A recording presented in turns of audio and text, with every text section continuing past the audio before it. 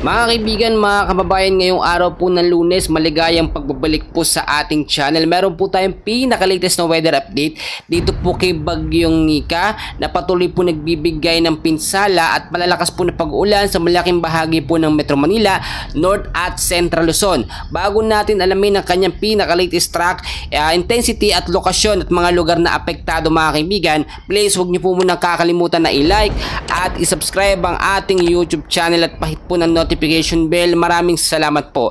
Sa kasalukuyan, mga kaibigan, ito pong si Bagyong Nika, mga kaibigan, ay tinatahak po ang lokasyon na may layong 335 kilometers east of northeast of Infanta, Quezon, at meron din pong lokasyon na 330 kilometers east of Baler, Aurora. Kung titignan nyo, mga kaibigan, mas lumakas po etong si Bagyong Nika. Isa na po siyang ganap na typhoon category na may lakas pong hangin na 105 kilometers per hour. Malapit pa rin po sa may gitna na bumubugso po ang hangin sa lakas na 135 kilometers per hour.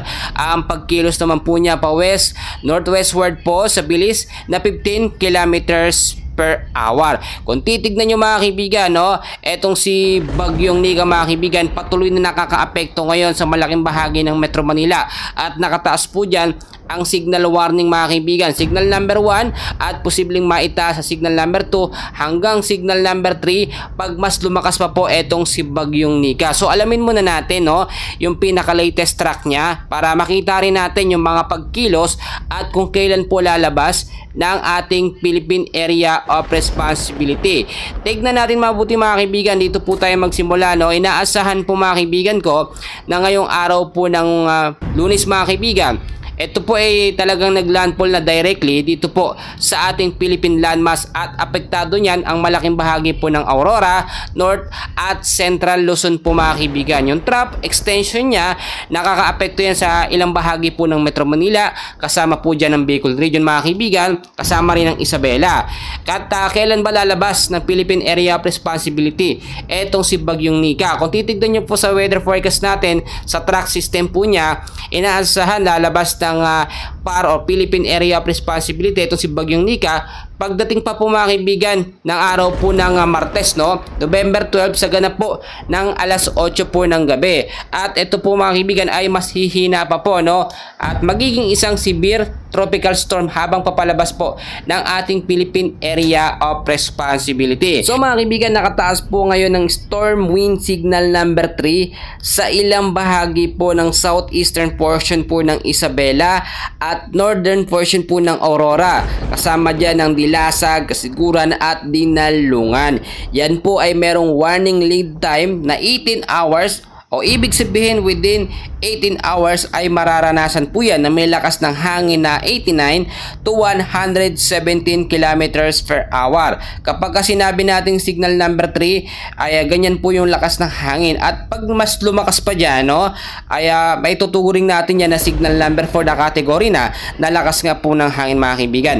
Ayun din tayo nakataas na storm wind signal number 2 dito naman po sa ilang bahagi po ng southern portion po ng Ilocos Norte, ilang bahagi, mga kaibigan, ng Ilocos Sur, La Union, the northern portion po ng Pangasinan, kasama po, mga kaibigan, ng ilang bahagi ng central portion ng Aurora, southern portion po ng mainland Cagayan, kasama rin ng ilang bahagi po ng Isabela, Quirino, Nueva Vizcaya, southern portion po ng Apayao, Abra, Kalinga, Mountain Province, Ifugao, Benguet, at ilang bahagi po ng northern portion po ng Nueva Ecija. Samantalang ang signal number 1 naman ay meron pong mga lugar na apektado dito sa Luzon. Ito pong the rest ng Cagayan, kasama po dyan ng Babuyan Islands, the rest po ng Apayao, ilang bahagi po ng Ilocos Norte, ilang bahagi po, mga kaibigan, ng Pangasinan, the rest po ng Aurora, Tarlac, at ilang bahagi po ng northern portion po ng central ng Zambales. Kung titignan nyo, mas malawak, mga kaibigan, yung sakop ng signal number 1. Kasama din dyan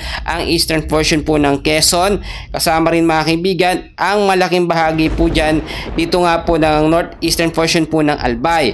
Samantalang, mga kaibigan, bukod po dyan ay apektado rin ng signal warning ang ilang bahagi po, mga kaibigan, ng Metro Manila.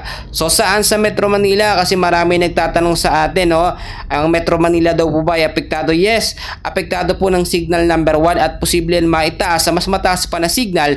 Depende po kung mas lalapit or mas lalakas pa etong si Bagyong Nika. So doon tayo magdedepende mga kaibigan ko. Apektado mga kaibigan ng warning signal ang ilang bahagi po mga kaibigan dito nga po, no, sa Bulacan, Valenzuela, Navotas, Malabon, Caloocan, Marikina, Pasig at Quezon City. Yung mga lugar na yan, asahan ng maulap na kalangitan na merong mahina hanggang sa malalakas sa pag-ulan na mararanasan lalong-lalo na po sa hapon at sa gabi. So marami din nagtatanong, may pasok nga ba ngayong araw? Well, dahil nga po mga kaibigan, meron tayong warning signal, automatically kapag ka ang isang lalawigan, rehiyon or lugar ay nakataas po ang signal number 1 hanggang signal number 3, automatically wala po itong pasok, no, public man or private mga kaibigan.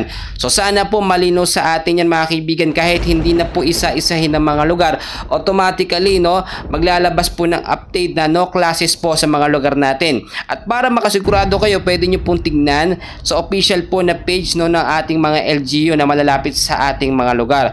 Mga kaibigan ko, ang tanong din sa atin ng ating mga kababayan, meron po bang susunod na bagyo after nitong si Bagyong Nika na makalabas sa araw nga po ng Martes? Upon checking mga kaibigan, yung sinasabi nila na si Bagyong Ophel, wala tayong official statement, no, na ito'y magiging isang ganap po na bagyo within the next 48 hours dahil isang ganap pa lamang siya na low pressure area. At inaasahan na bago ito'y makarating, no, sa loob ng ating Philippine Area of Responsibility ay posible itong malusaw. Hindi siya nakikita na potential na magiging isang ganap na bagyo mga kaibigan. Pero hindi natin inaalis yung mga posibilidad na posibleng maging bagyo. Pero maliit lamang po yung tsansa. Naging maliit yung tsansa niya nung bumilis yung kilos ito nga pong si Bagyong Nika at tuluyang papalayo ng ating Philippine Area of Responsibility.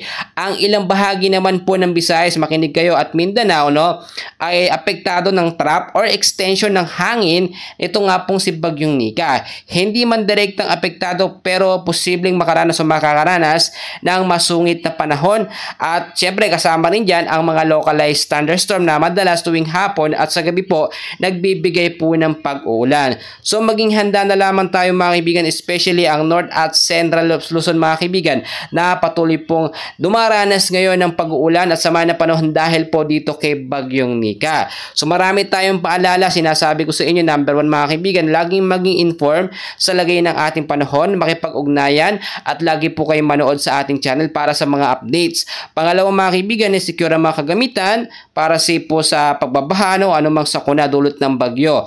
Pangatlo, mag-impact ng pagkain na posibleng tumagal ng 2 hanggang 3 araw. Pang-apat, magkaroon ng constant communication plano. Yung panghuli natin, wag na lumabas ng bahay na pakiusap po.